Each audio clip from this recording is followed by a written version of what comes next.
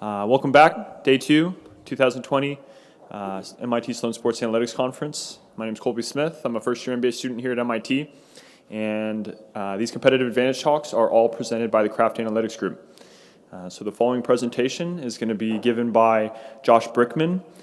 Josh is the Vice President of Business Strategy with the Boston Bruins and TD Garden, and his presentation is entitled How the Boston Bruins and TD Garden Use Digital Ticketing to Drive Value. And I just want to give you another reminder. He's going to talk for about 20 minutes, followed by a short Q&A. And if you want to ask a question, just raise your hand. Josh will point you out. If he does so, wait till you get the microphone handed to you so that everybody can hear your question. So with that, I'll pass it on to Josh. Thank you. Appreciate it.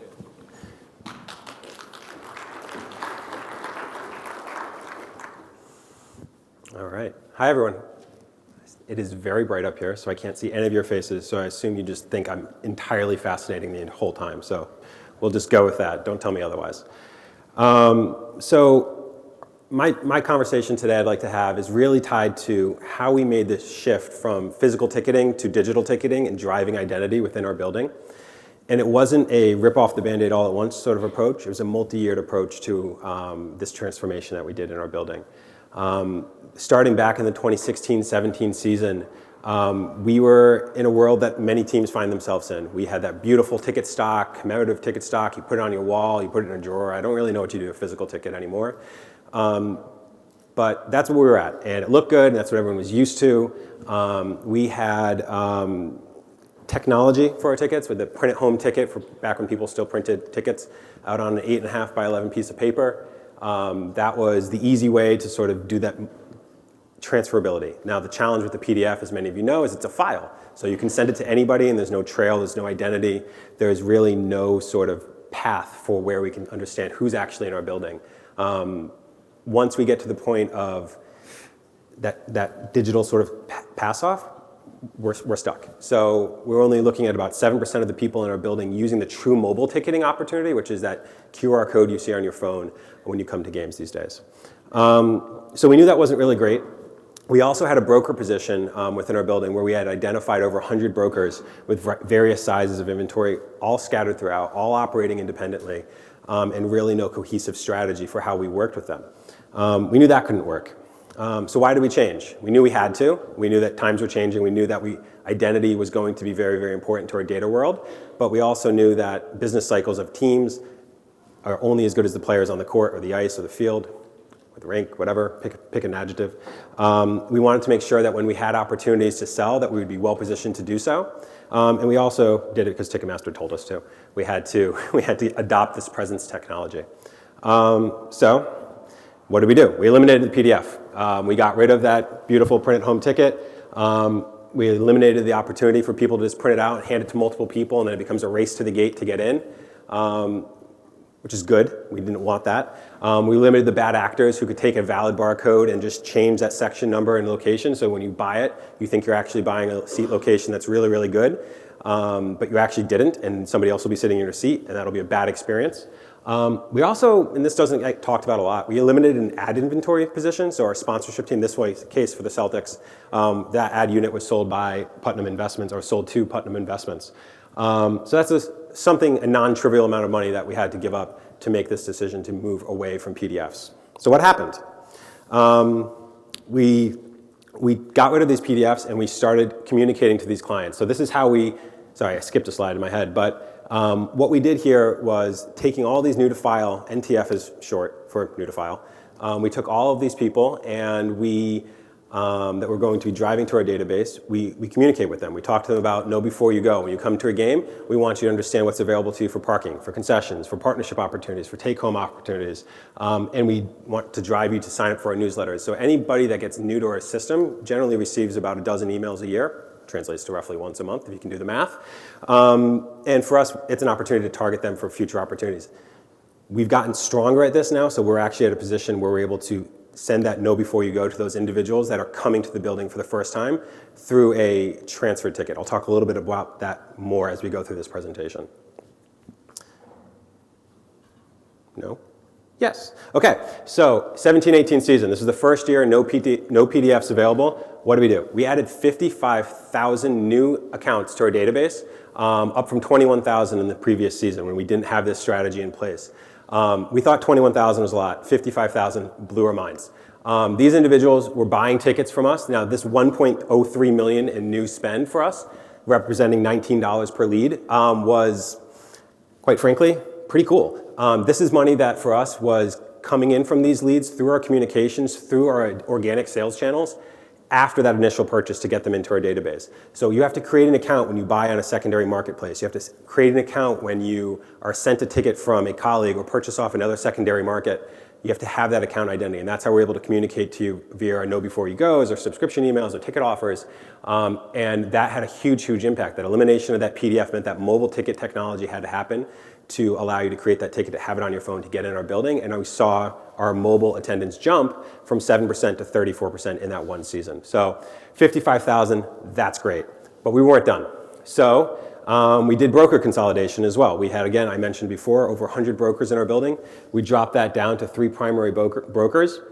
And we sort of targeted our broker positions so that they could manage that inventory location sort of intelligently. So there wouldn't be competition amongst different brokers being in the same sections. We sort of piloted it into different zones. That was really, really impactful for us. But the biggest piece about a broker consolidation was that we asked them to only transact in mobile ticketing. So they didn't get physical tickets either. They didn't get hard tickets of any sort. So that was really, really strong for helping us gain more access to more information and more data for our customers or for our business. So what happened next season? 18-19 season, we added 82,000 more new accounts to our system. And yes, we made the Stanley Cup final and we went to Game 7, but we had 70,000 in that database before we even made it to the playoffs. Those people that bought in that year or were added to our system in that year were spending, again, in that sort of $18, $19 per lead sphere, $1.5 million after the initial sort of add to our database. But this is where it gets interesting. Those people that were in our database that prior season, those 55,000 accounts, we kept talking to them. They kept buying from us. And so then year 2, they jumped from $19 per lead that prior season to now $60 per lead, just for that season's worth of spend. So we are continuing to communicate to them. We're cultivating them for opportunities. They're jumping up the pipeline in terms of what they're spending their money on. You can see their Bruins tickets. They spent $1.8 million. Those people that were added to our database in year 1, now in year 2, they've spent $1.8 million. So we're cruising. Our mobile attendance is jumping up to 47%. This is all great, but we weren't done. Now, at this point, we're eliminating the hard ticket. So during this 18-19 season, our season ticket holders still had a physical, not really pretty looking ticket, but a hard ticket that they could still use. Our season ticket holders had this opportunity. We took that away this season. We went to mobile ticketing really completely. There's a few exceptions, which we'll talk about a little bit later perhaps with our group tickets and a couple other spaces in our building. But digital identity was now our driving sort of motivator here. We wanted to know who was in our building so we could give them opportunities to get offers and opportunities to continue to interact with us outside of that ticket purchase.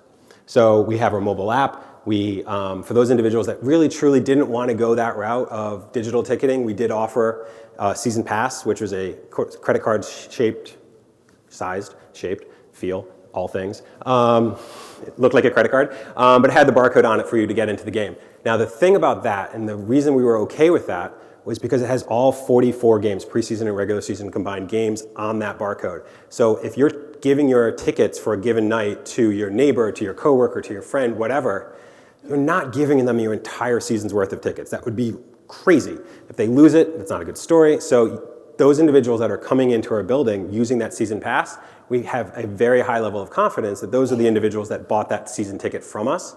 And so those individuals are then taking that season pass tickets and putting it on the mobile transfer process. So for them, that's a really, really good way for us to continue to get that person who doesn't feel comfortable using a season digital ticket into the building to get their tickets utilized in a mobile fashion. Oh, also additionally, within this Garden Hub app, so again, driving towards the idea of identity, we took a great step forward with the Hub on Causeway build out in front of our building with a food hall, which is opening up this month, as well as our pro shop, as well as the concessions and retail inside our building. Our Hub app that we've launched has a QR code method for payment, which allows us to identify who's spending and where. So when you buy a hot dog and you go to most buildings, we have no idea who you are. We just know we sold a hot dog. The idea here is that you'll be able to scan your QR code for payment, and there'll be incentives and benefits for you to do so. We don't just want you to just do this thing, although we'd be okay with that. But we are driving identity and driving opportunities. And so for those individuals, as an example, that come to our game tonight, we have a push notification that went out a couple hours ago relative to one of our partnership opportunities. There's an opportunity to use Apple Pay in our building, and you'll get a free bottle of water if you use Apple Pay to make that purchase. So we're able to identify who the ticket holders are. We're understanding that certainly somebody that has an Android device isn't going to use Apple Pay, so we're able to send that targeted message out to those individuals and get them the opportunity to get that free bottle of water with purchase. Okay, so anyway, back to driving identity. So far, 1920 season, still underway. And actually, when I pulled this information a couple weeks ago, that 72,000 number was appropriate. Since then, we've actually added an additional 15 to 20,000 more new leads to our system. So all these numbers are going to be off, but that's okay. At that point in time, 72,000 more through our system, new, never had bought from us in the past, never had converted with us in the past. We now have the opportunity to communicate to these individuals and track their spend and track their monitoring. Now, the story of the prior season is still a really in progress one, right? So those individuals that came in during that 17-18 season, the first year where we're really trying to focus on identity, they're now buying at a, let's see, what are we at? This season, we're looking at another $1.1 million worth of transaction. Again, a couple weeks old. A lot of the transaction will come in through season sales and mini plans and those sorts of things down the road. So we'll continue to see that number grow, but we're now almost at $100 per lead for these people that came into our system that we're communicating with that we never knew existed. This is wonderful information for us. Now, on top of that, we're able to drive identity for those people that are coming into our building. So again, we started down at 7% for mobile entry. We're now over 70%, and with that season pass, we now know we're over 83% on average for most of our games, if not all of our games this season. And as part of this process with our broker consolidation, we're able to drive more and more purchase to our Ticketmaster Plus channel, which is the integrated platform for our primary and our secondary marketplace. So when we're doing our marketing efforts for those individuals to buy, whether they're buying through Google, whether they're buying through Ticketmaster directly or some other channel, we're able to bring all of that identity to bear in that one marketplace where we want our fans to shop. Because this is an analytics conference, I wanted to put a Tableau chart up. I thought that was really important. This is one that Brad from our team put together, I believe. And this is showing all of the different attendance by segment within our building for a game. I think that's in early February. So we're looking at our mobile scan rates by our lower bowl, our upper bowl, our club level, and our suites. And now what you'll notice there is black is good in this case, yellow is bad. Our suite audience is not using mobile ticketing. They have the print at home technology still. They have the hard tickets. They're doing a lot of client entertainment. And because, for a variety of reasons, they are more comfortable utilizing that sort of technology, that's a real, I guess in this case, yellow hole, not a black hole, a yellow hole for identity for us. And so that's an opportunity for us in future seasons to understand that sort of audience and how they might want to interact with us in the future, again, for retail and parking and future ticket opportunities as well. So, in summary, and again, this is old in another Tableau chart because we love Tableau here. Over the course of these 3 seasons, we've generated in excess of 250,000 new accounts to file that, again, never bought from us in the past, never communicated with us in the past, or received communication from us in the past, and over $10.5 million of trackable revenue across our various product lines that has been able to be attributable to these new to file accounts. Now, I will say, $10.5 million is a lot of money. Would some of these people bought from us if we didn't do this effort? Of course. So this is a really big number that makes our department look pretty good. But at the same time, we recognize that some of that revenue would have happened anyway, and probably a significant portion of that. But we're now able to manage that communication flow and identify those individuals that might be interested in an opportunity a lot sooner and perhaps more cleanly. So what's next for us? For me and for our group, thinking about the hub on Causeway in front of our building is a golden opportunity. We have, I don't know if any of you sat in that Deloitte presentation about tracking location. Apparently that was really insightful. I'd never seen that before. But a lot of people go to Banner's Kitchen and Tap before the game and after the game. If we're able to utilize our information of who those people are and where they're coming from and what they're doing to drive more conversion into Banner's Kitchen and Tap, more conversion into our food hall, utilizing our mobile application to do so, we're going to be well positioned into the future to be able to continue to drive revenue for our business, but also provide opportunity for our fans to have a really strong experience within that area on Causeway.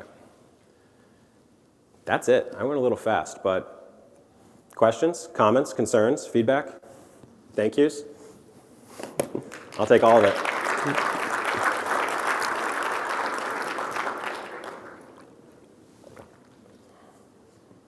Hi.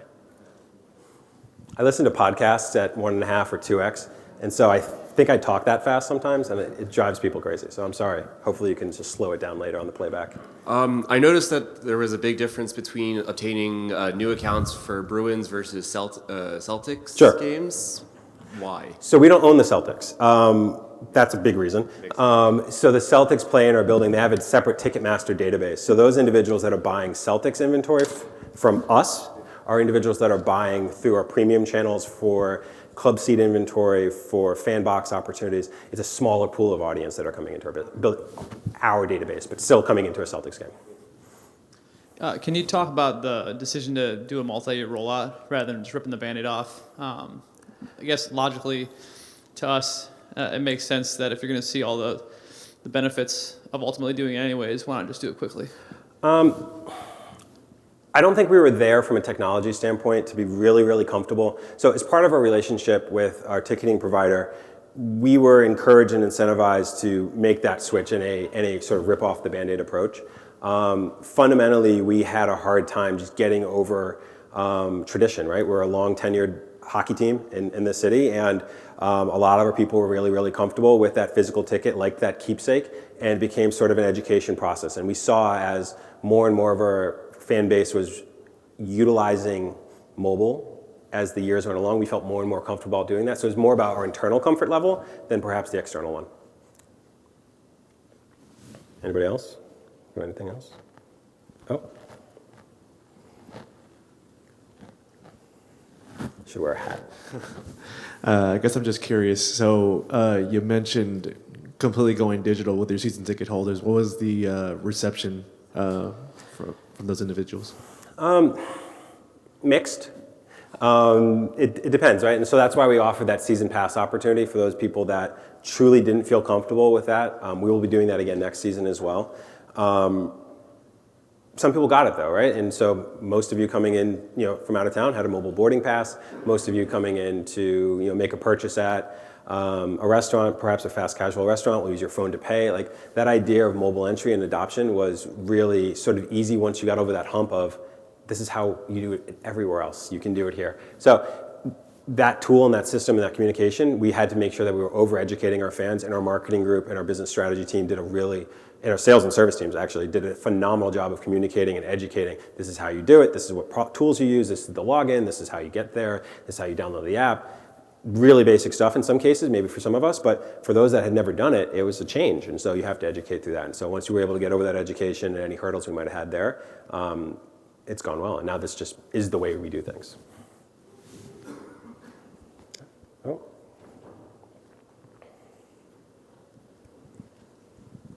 Hi, Josh. Thanks. Hi. I have a question. I guess what surprised you the most about the transition process and going to be more digital? What was the most surprising element to you that was a fallout from the transition? So I cheated a little. We went through so my role at the Boston Bruins, I've been here, this is my 4th season. I'd gone through a very similar process at my prior role at Monumental Sports in DC with the Wizards and the Capitals. So I was less surprised about the rollout this time around. The first time around for us, when I was back in DC,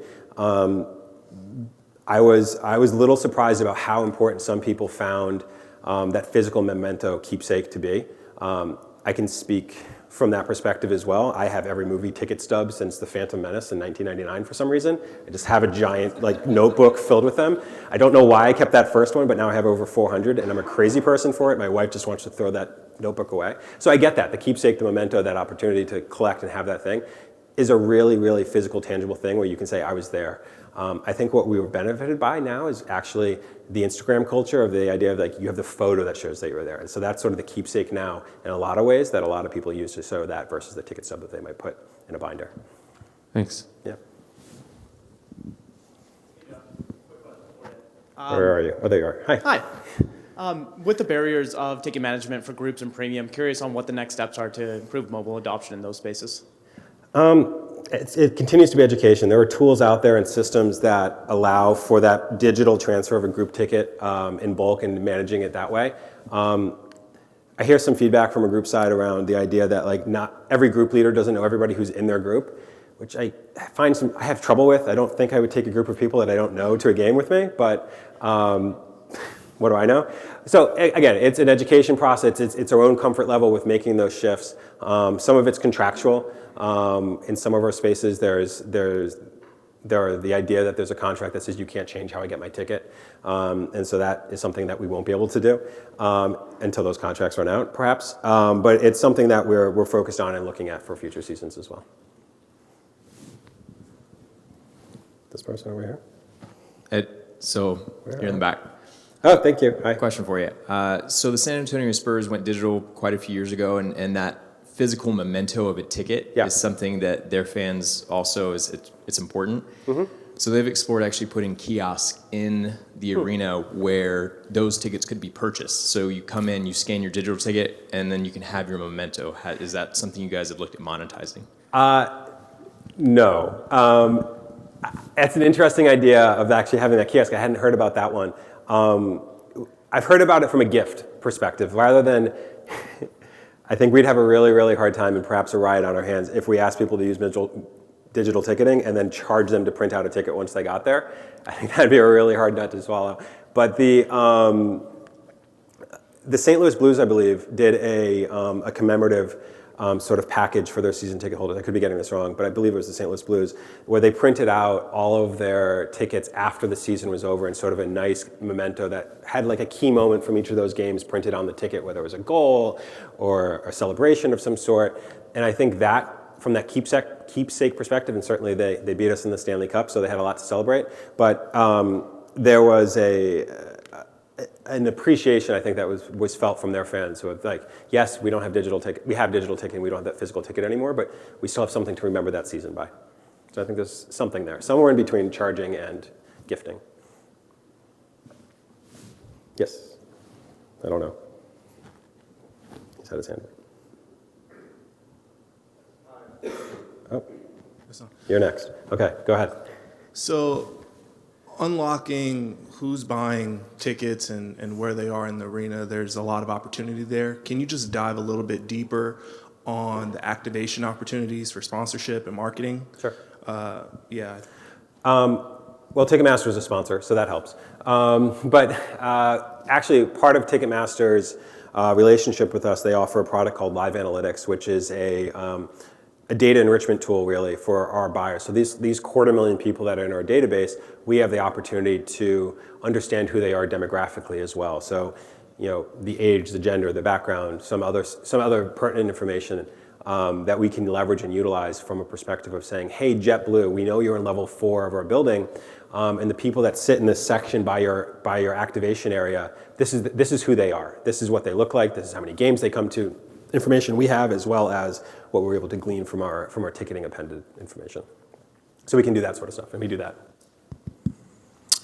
Just a quick logistical question. So if folks opt for the plan, the pass to scan that, their options to then transfer those tickets to other people are either mobile or physically lending them that card? Yeah. And so do you get pushback on that then? If folks say, I don't want to go digital, but I want to send my kid my tickets, and you're telling me I basically have to go digital to do that instead? Well, so I think it's probably different for your kid, would be my assumption. Your dad is willing to, or your mom is willing to give that card to their child. It's more like your workplace associate that you're probably less willing to do that. But yeah, the answer is yes. You do need to either give them that physical card or go digital. It's really easy to transfer a ticket digitally. I did it yesterday for a bunch of people we had. We entertained some people at the Celtics game last night, and it's just first name, last name, email, boom. First name, last name, cell phone, boom. It's seconds. It's so simple to transfer a ticket and get it out the door if you can't go. I've got a couple minutes left if there's a few more questions. I'm curious because obviously these 200,000 people were a lot of ticket forwards they might have bought on secondary. How do you convert those secondary people to primarily buy directly from you instead of going back to the StubHubs of the world? So that's the communication piece of what we do with what we deal with. So again, I briefly touched on it. I didn't go into too much depth. So for those people that are buying on secondary, we're now sending them a know before you go as if they were a primary buyer from us. So they're in that same audience feed.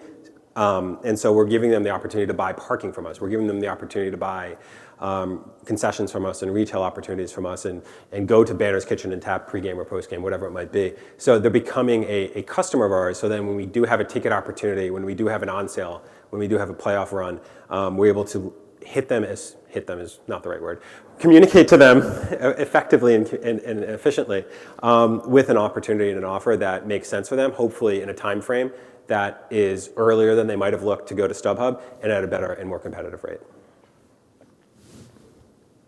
Hi. Hi. So you might be the last one. Better make it good. Related question.